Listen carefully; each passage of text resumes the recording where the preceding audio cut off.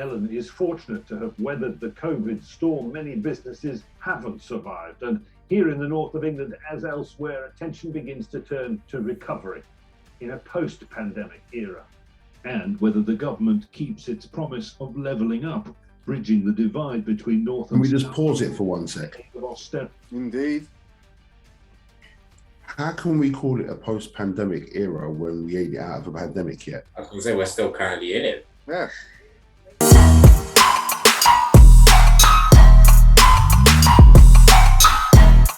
Yo, what's going on, people? Welcome back to another episode of Out the Box Podcast.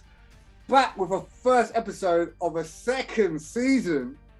COVID season! Jeez! Yeah, we do this.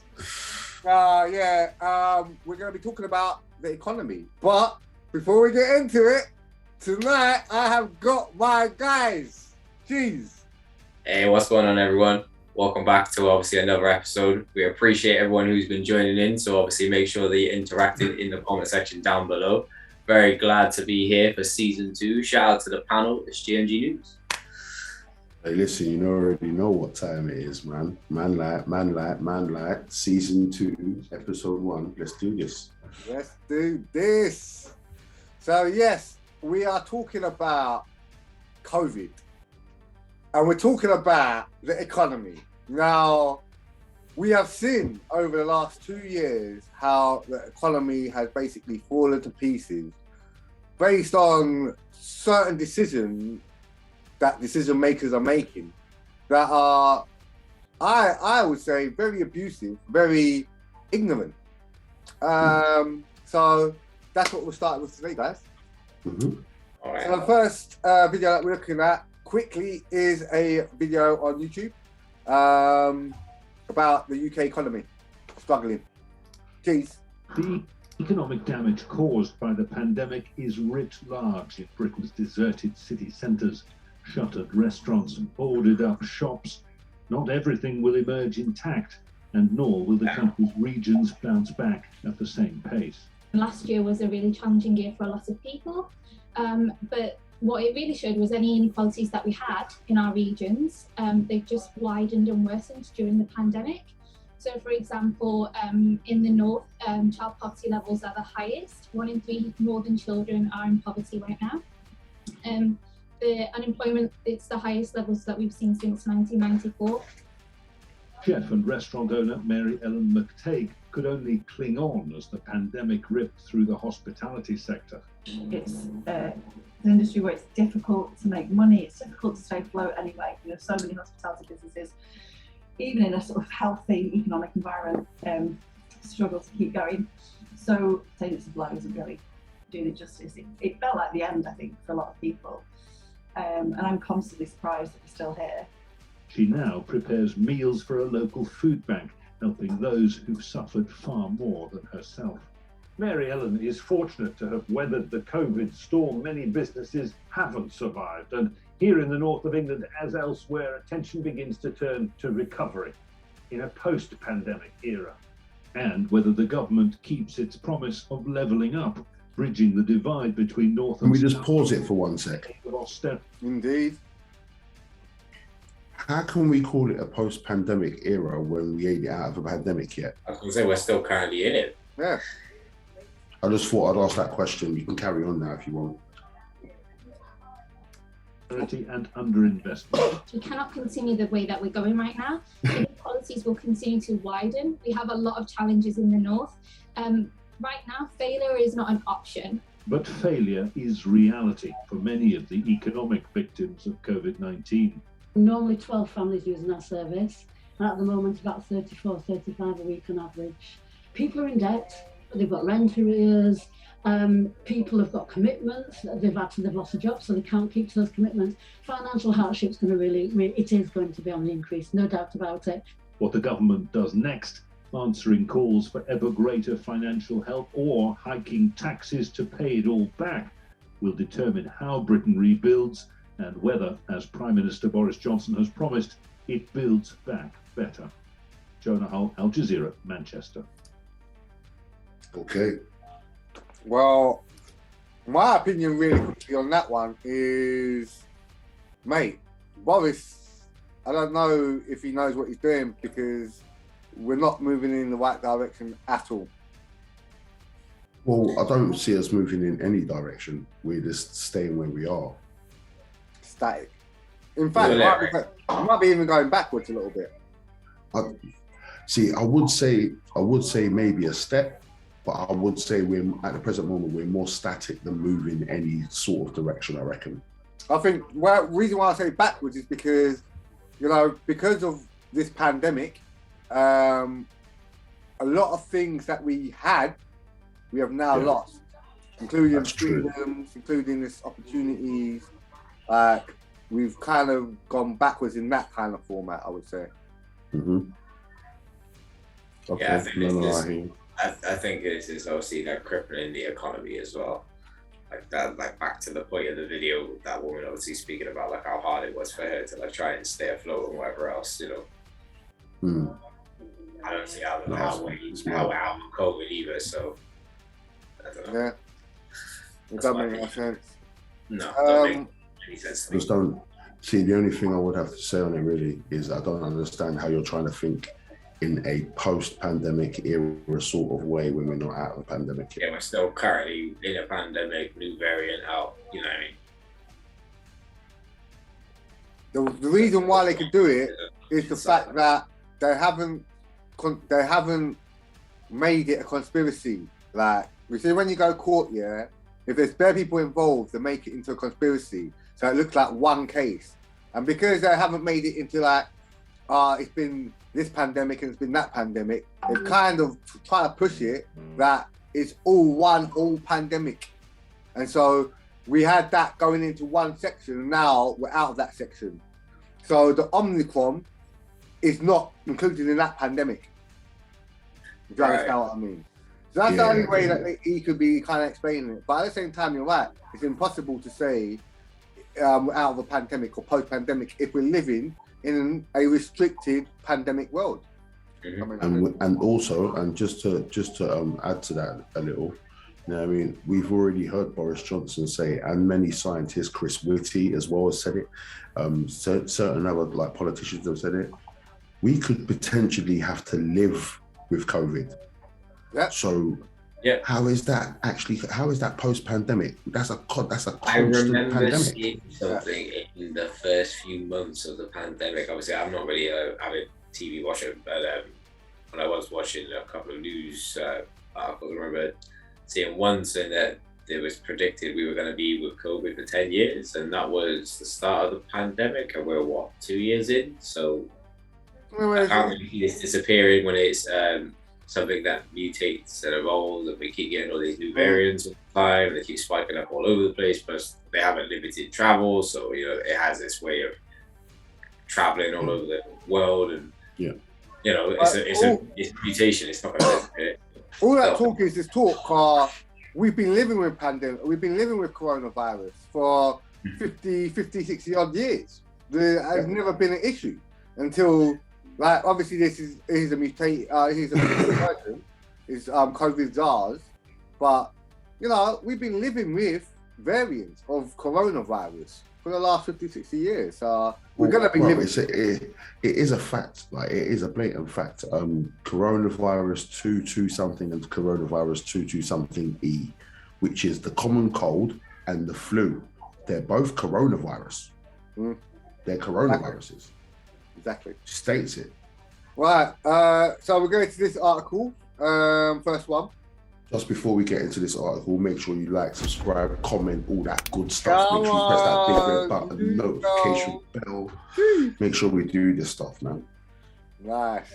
Right. So this article is basically an article based on UK economy back to pre-COVID level by the end of this year. This is a CBI. This article was done on 18th of June 2021, so it was earlier this year. And it was basically an article explaining how they think we're going to be getting back to a place of, good economy, basically. So, GDP growth of 8.2 expected this year, 6.1 in 2022. Business investment will remain 5% below pre-COVID levels, and unemployment peak will be lower than it has been expected. So despite the delay on lifting all lockdowns restrictions for another month, the UK economy is still set for a breakthrough year, according to the latest CBI economy forecast. The easing of many COVID-19 restrictions in line with the UK government roadmap, rapid rollout of vaccines and the unleashing of pent-up demands means that the UK economy is poised for considerable economic growth over the summer. But this won't be felt as strongly by those sectors still working under restrictions. More broadly, stagnant productivity and business investment remains a drag on a long-term sustainable of economic growth. So just in that little bit there, they're basically saying that, you know, it's good look that we're going to be getting to them right levels. And again, this was done in June of this year, so they were talking about summertime. So in them times there, you know, they kind of let down the restrictions, and then people went out and got involved again. So money's going back to school and stuff. All that. So that's COVID's definitely crippled the economy. That's why they did the help out to eat out scheme to try and put money back in and whatever else. And it's been these whole like 3 weeks updates have been very productive and counterproductive, then productive and counterproductive. So like, this is why the numbers are all over the place. Yeah. So the CBI is forecasting GDP growth at 8.2 this year and 6.1 in 2022, revised up from 6% and 5.2% in our previous forecast, following a historically large minus 9.9% fall in output over 2020. So household spending is the linchpin of the recovery, driving just over a quarter of the GDP growth in 2021 and 70% of the growth in 22. So they're basically predicting that household spending is going to be basically the cornerstone, I guess. That's what linchpin, I don't even know what that means. Cornerstone. The pinnacle. Of this growth. Now, just a couple of things from my side of things. Number one, I mean, household spending at the moment is probably at all-time low because people are very worried about spending their money. So they're spending less money on less things. Yeah, and when they're spending money, more so, I would say they're spending. I would have to disagree. I can see your point, but then I'd have to disagree because prices of things are constantly going to be continuing to rise, and as much as people are conscious of what they're buying, you're still eventually going to be forced into buying it. So obviously we've got the introduction. I mean, from even when I was growing up, there was a Poundland in it, but now we've got industry where all these shops that are trying to keep up with the industry's guidelines. These Poundlands and Saver shops are doing exactly the same products for very cheap. And that's where people are tending to go now. I know people who make money who will go to a Poundland. I agree. But then there's also certain things you can't get at Pound. Like, for example, like I go to Pound for certain things. I go to Poundland for certain things and I don't like doing. But there's obviously, like, for example, you know, you go to, like, for example, an Iceland, a co-op that has the Lidls or whatever else, the price of food, the inflation of how things just generally cost that you are going to need to buy that you can't get at Poundland and stuff is starting to hike its way up, especially if you're somebody who's quite careful of what you buy. You're talking about food, but you got to look, in Poundland is only the industry for like toiletries and that kind of stuff. Every industry you have got shops, so you got like Primark who do very cheap clothes. You got everyone will always find a cheaper equivalent version. And what's going to happen is that people are going to end up going that way because they don't want to be spending the money no more. But, okay, so then don't you think, right, if that was to happen, and they had a massive influction of people going to Primark, people going to Poundland, people going to the Saver stores and all them things, do you not think that these shops would then raise their prices because you're obviously got a bigger market of people that are then coming in? Because let's be fair, Poundland is Poundland, but Poundland do also sell products that are over £1. Yeah. I'm not talking about it being £1, but I'm talking about living costs are cheaper. So instead of me going out Sainsbury's and getting a pint of milk for £1.09, I'm going out to my local shop and getting it of course. So that will tend to happen. And not only that, the other side is that people before would buy, and not buy out of necessity, but buy out of want, And so these things, you're buying a PlayStation, you're buying this, you're buying new clothes, you're buying all that, spending gone. People ain't gonna spend that money. Like if you look at the Christmases, people's Christmases must have been looking so drowy over the last 2 years because they're thinking, well, if I spend all this money now and then something happens and then we're all locked down, I've got no money and I've got to pay mortgage and I've got kids, like I don't want to be doing that. And off that, with the loss of jobs as well, because a lot of people haven't got a job around this time of year. So, thank you, lucky stars, if you do have one. But yeah. And like you're saying as well, living costs have gone up, house mortgages have gone up. Living costs, fuel, house prices, water, gas, electricity, necessities, like travel, everything is just going to go up, and they'll just push it as a norm. And I think that they're going to use COVID, in a sense, as a way to make certain things, raise in price and whatnot, because it's more feasible to do. Because of course, who's going to argue? Or if you argue, what's it going to do? The CBI also expects a much lower peak in the unemployment rate, 5.5% in the first quarter, than in December 2021, second quarter. This in part is due to the extension of the job retention scheme into the autumn. This resilience of labour market so far and expectations of a much stronger economic recovery. Okay, so how can the unemployment rate drop if we're still currently in COVID? I don't get how it would drop. Household spending is set to increase by 6% in 2021 and 7% in 2022 as real incomes recover. The unemployment falls back to its peak in quarter 3 in 2021. So that's assuming that unemployment will fall back, which I don't see that happening anyway. Unemployment is set to recover from the second half of the year onwards, leading to a lower and later peak in unemployment than we had previously expected. By the end of 2022, the level of employment will be slightly above its pre-COVID level by 1.3%. And lastly, real household incomes rebound to 2022, particularly rising by 3.1% as the economic and labour market recover, gain a firmer footing.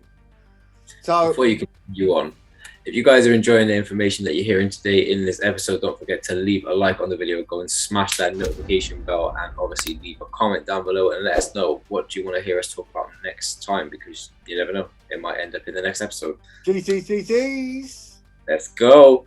As the economic and labour market recover, gain a firmer footing. See, the problem with that statement right there, and no one can argue with me with this here. I don't care what your name is, Boris. But how can you say a firmer footing if we're still going up and down, up and down, up and down, up and down? Restrictions, no restrictions, restrictions, no restrictions. We can't do this, we can't do that, we can't do that. Like, there's no firm footing. People don't know where they're standing. So that statement there, anyway. Long-term outlook, while businesses investment will recover, it nevertheless remains 5% below its pre-COVID level at the end of 2022. Weak productivity also continues to mark the recovery. While output per worker recovers its losses over the forecast, it only returns to its already weak post-2010 trend over the next year. So successful rollout of COVID-19 vaccines and the improvement in health outcomes means we are all set for a bounce in growth over the summer. So I'm assuming that's talking about the summer just gone, yeah? Yeah. However, now we've got an Omicron variant and it's all gone to pop. Yeah, basically, yeah. However, this might feel like much of like a recovery to some. The aviation and events industries in particular will take much longer to recoup their losses. Which says I just found something very interesting in this article. Slightly down below from this. So it says, The CBI has identified 6 ways to transform the economy after the pandemic to release a decade of better economic and social progress. Okay, shortages, infiltration, and slow growth fog in the UK. Inflation in the UK economy. You can go and check this one out for yourselves over at Reuters.com. So let's go. So former Bank of England chief economist Andy Hayden says Britain is in a vile, and all capital letters, era of volatile inflation and low expansion. So Britain's inflation rate has hit 3.2 in August.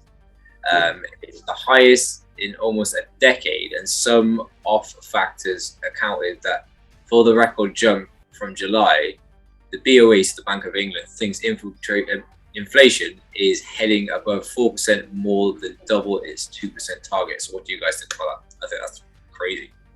I think that's absolutely mad, bro. If we look at this graph, I mean, this graph is kind of all over the place. So the UK inflation on track to hit double the Bank of England's 2% target. So as we can see, there's a very big dip going down to around 2016. Highest was 2012, and then it started to rise again, apparently due to this graph, from 2020 leading into 2022 from what they predict. So the UK, so the next 12 months, and it shows compared next to the next 5 to 10 years, it shows the UK inflation expectations lurch higher. So as you can see here, you can check this out for yourself on YouGov. From 2016, now it's dropped and spiked, for the highest that is apparently is in 2021. Another high spike that was in 2020. It's crazy. Wow.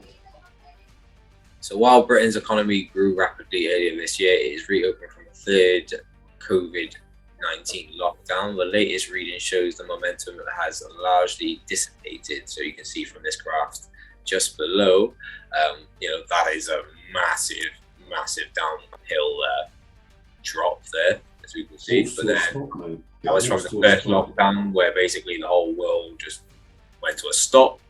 Then second lockdown, and as I was saying earlier, I believe the reason why there's a big dip and the big rise is probably due to like the different limitations that were put in place throughout the world. And also obviously the UK, and as you can see, lockdown 3, it teeters off into 0.1%. Apparently.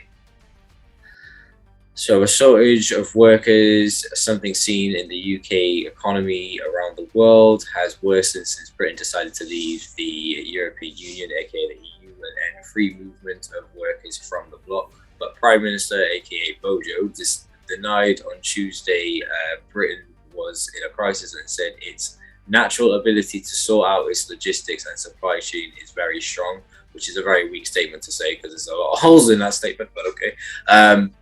UK going off road. So as we can see here, this, I truly believe, is when the country has been reviewed every 3 weeks or so, when we've had different lockdown limitations where people are allowed to go out, certain people are allowed to stay in, then, you weren't allowed to gather. There was so many other different limitations that were put in place over the time that we've been in lockdown. That's why I truly believe that we have this continuous rise spike.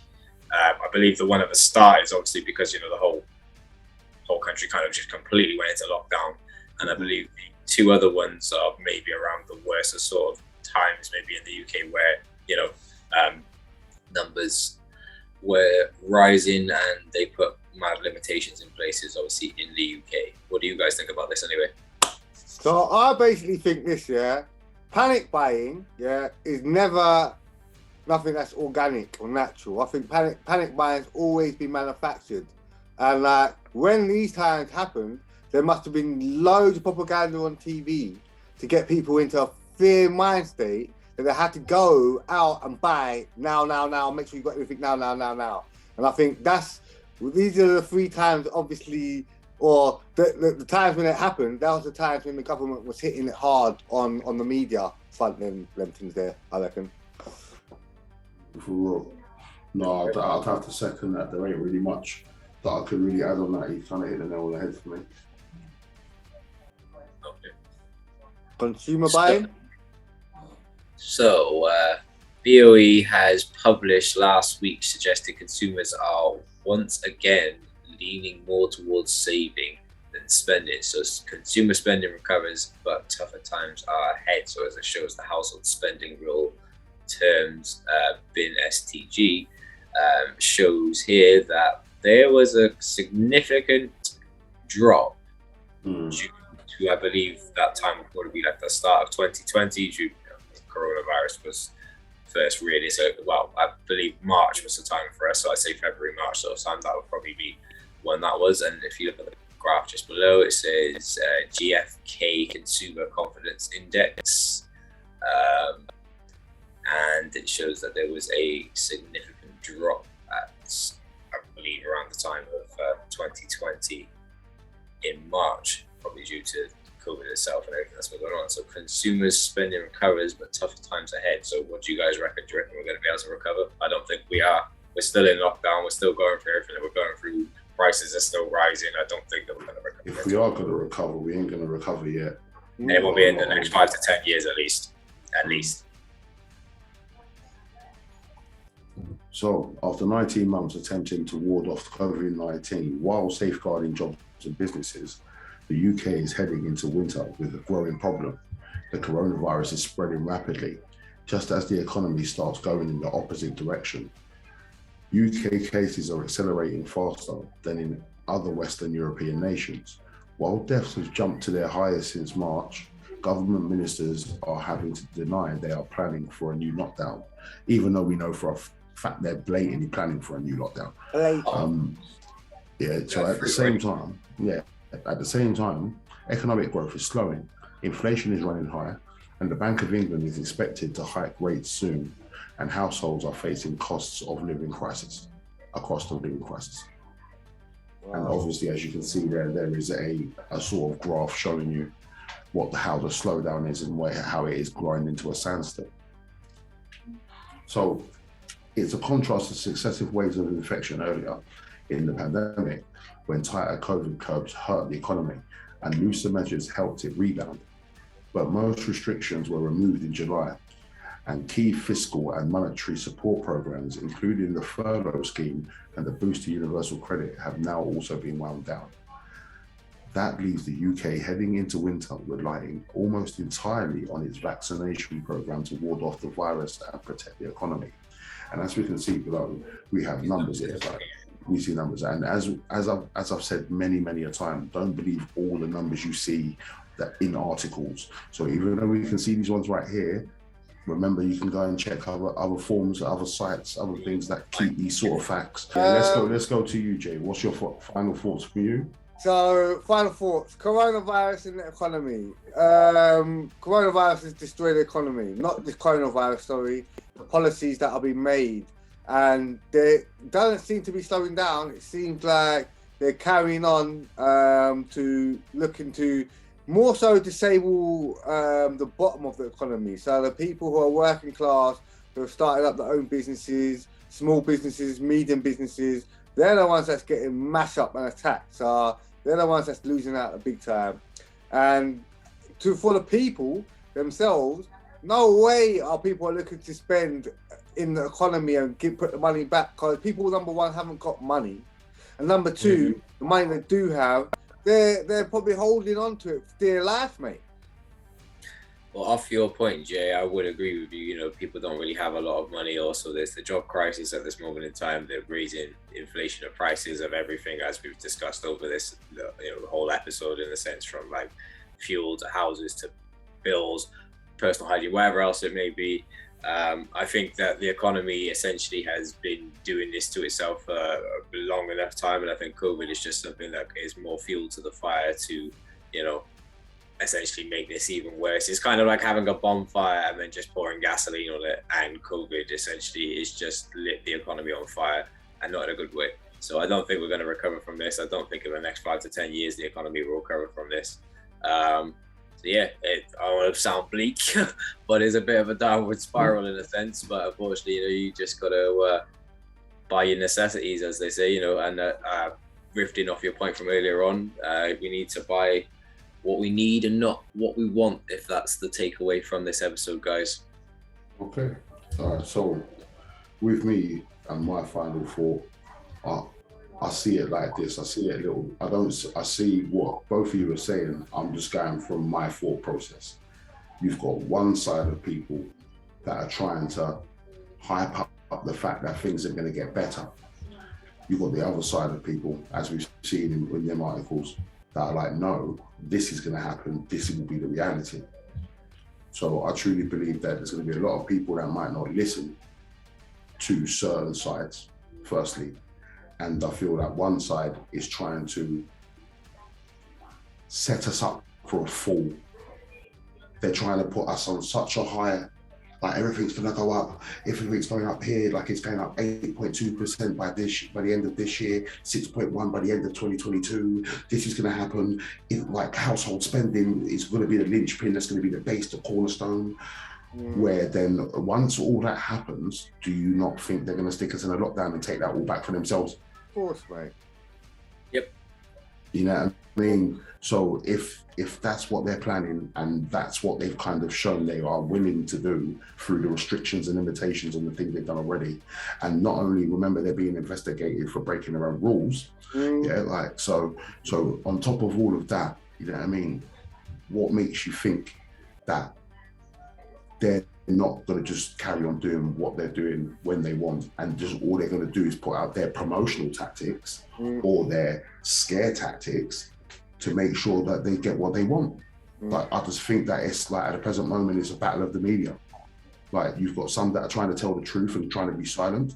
Like, they're trying to say one thing and you've always got an article to contradict that. It's confusing. But the more we do that, the economy ain't going to happen, is it? The economy ain't going to be helped if all we're going to do is argue about shit. So, like, the way I see it is, people hold on to your dough. I would say that, hold on to your dough, because you don't know what they're going to do. I'm not saying it because, obviously, like, the economy this and the economy that. I'm actually saying it because you don't know what the government are willing to do to actually try and take that money that you've got, that last little piece of money that you've got in your hand, or in your purse, or in your wallet, or in your drawer, or under your bed, in a shoebox, or wherever it is. Because you've got to remember, if it's in a bank, it could disappear at any moment. Remember that. You see what I'm saying? So just be prepared for the government to do something we're not prepared for. Yeah, that's it. For. Yep. All right, guys. So welcome back. Thank you for coming back to watch another episode of Out of the Box podcast with the team and that. Make sure you do your due diligence, as always, as we say. Of course. Everything we have said and we've looked at, go and check out for yourselves. All the articles, you can see the titles and that, you can go check that out. Also, if you do go and do that and you hit and you find something that we haven't spoke about, or you feel that you feel that you can explain better, then put that in the comments. Remember, we like to learn. 100%. You know what I mean? We're always here to learn off you. You are the power right now. You are the power right now. So show us the power. 100%. And if you guys obviously are enjoying the content that you're seeing today, don't forget to leave a like on the video. You want to go and smash that notification bell. That way every single time that us guys come out with some brand new content. Shout out to the panel each and every single time. Big up to Jago. Shout out to Ty. You know what I mean? I want to big up myself, but you know what I mean? Big up myself. And yeah, man, we're back. First episode, season 2, episode 1. Moving season.